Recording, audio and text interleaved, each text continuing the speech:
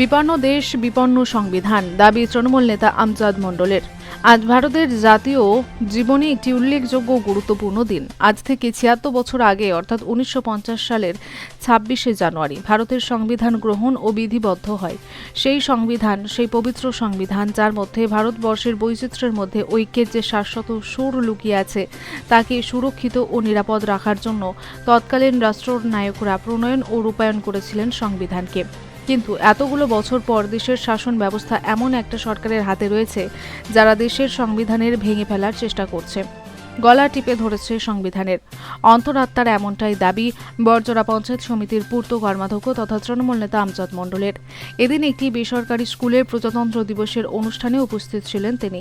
সেখানে একটি ব্যক্তিগত সাক্ষাৎকারে জানান, বৈচিত্র্যের মধ্যে ঐক্যই ভারতবর্ষের রাষ্ট্রীয় জীবনের মূল সুর। বহু প্রাচীনকাল থেকেই বহু ভাষা, না বহু বর্ণ, বহু ধর্মের মানুষ ভারতবর্ষে বসবাস করে আসছে। ভারতবর্ষের নাগরিক জীবনে ধর্ম, ভাষা, খাদ্যাভ্যাস একে অপরের সঙ্গে মেলামেশা করার ক্ষেত্রে, পাশাপাশি বসবাস করার ক্ষেত্রে অন্তরায় হয়ে দাঁড়িয়েছে। কিন্তু ভারতবর্ষের রাজনীতিতে যেদিন থেকে বিজেপি শক্তিশালী হয়েছে, সেদিন থেকে আঘাত শুরু হয়েছে ধর্মনিরপেক্ষ ভারতবর্ষের বুনিয়াদে। রাজনীতির সঙ্গে ধর্মের সংমিশ্রণ বিষাক্ত করে তুলেছে গোটা ভারতবর্ষের রাজনৈতিক ও সামাজিক প্রেক্ষাপটকে। মানুষ যখন চাঁদে যাচ্ছে, বিজ্ঞানের কল্যাণে সুপার কম্পিউটার, এআই এর মতো উন্নত প্রযুক্তির মাধ্যমে ক্রমশ এগিয়ে যাচ্ছে সমাজ, তখন বিজেপিকে আমিষ খাবে, কে নিরামিষ খাবে, কে কোন মাংস খাবে তার নিদান দিচ্ছে, এমনটাই বলেন তিনি। রিলিজিয়ান কম্পালশনকে পলিটিক্যাল কম্পালশনে নিয়ে গিয়ে ধর্মের ভিত্তিতে মানুষকে ভাগ করার সময় দেশের প্রতিনিয়ত প্রয়াস চালিয়ে যাচ্ছে। এক কঠিন ভয়ঙ্কর সময়ের মধ্য দিয়ে আমরা চলেছি, এমনটাই তিনি বলেন। তিনি আরও বলেন, সাম্প্রতিক সময়ে সবচেয়ে চর্চিত বিষয় এসআইআর। কেন্দ্রের বিজেপি সরকার নির্বাচন কমিশনের মতো একটি স্বশাসিত সংস্থাকেও নিজের স্বার্থে ব্যবহার করে মুখ্য নির্বাচন কমিশনারকে দিয়ে দেশের, বিশেষ করে বাংলার সাধারণ নাগরিকের আরও পরিষ্কার করে বললে বলা যায় সংখ্যালঘু মুসলিমদের ভোটাধিকার কেড়ে নেওয়ার এক জঘন্য খেলায় মেতে উঠেছে।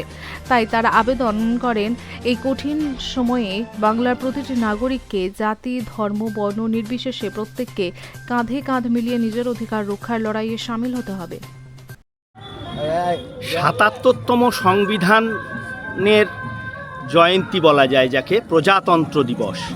এই প্রজাতন্ত্র দিবসে ভারতের যে ধর্মনিরপেক্ষতার যে চরিত্র, সেই ধর্মনিরপেক্ষতা খানিকটা ভেঙে টুকরো টুকরো হয়ে যাওয়ার একটা জায়গায়, এমন একটা পরিস্থিতির মধ্যে আমরা দাঁড়িয়ে আছি।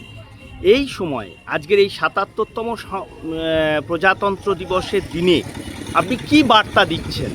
দেখুন, প্রথমেই আমি জানাই সেই ৭৭তম প্রজাতন্ত্র দিবসের অনেক অনেক শুভেচ্ছা। তার কারণ আজকের দিনে বার্তা বলতে মেন আমাদের যে উপলক্ষ, আমাদের যে সংবিধান, বাবা সাহেব আম্বেদকরের নেতৃত্বে যে সংবিধান রচিত হয়েছিল, সেই সংবিধান দ্বারা ভারতবর্ষ পরিচালিত হোক।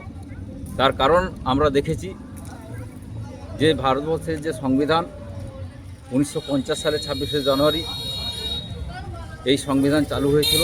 সেই সংবিধানে সমস্ত ধর্মের, সমস্ত জাতির, নারী পুরুষ সকলকে সমান অধিকার দিয়ে এবং ভারতের সার্বভৌমত্ব সমস্ত কিছু বজায় রেখে সকলকে সমান ক্ষমতা দেওয়া হয়েছে। কিন্তু বর্তমান ভারতবর্ষের যে রাজনৈতিক প্রেক্ষাপট, সেই জায়গায় আমরা দেখছি যে ভারতবর্ষের বর্তমান যে শাসক দল, সেই শাসক দল বিভিন্ন সময় ভারতবর্ষের সংবিধানের উপর হস্তক্ষেপ করছে, সাধারণ মানুষের উপর হস্তক্ষেপ করছে, ভারতের সার্বভৌমত্ব নষ্ট হচ্ছে, জাতির নামে দাঙ্গা লাগানোর চেষ্টা করছে, ধর্মের নামে ভাগ করার চেষ্টা করছে, বর্ণের নামে ভাগ করার চেষ্টা করছে।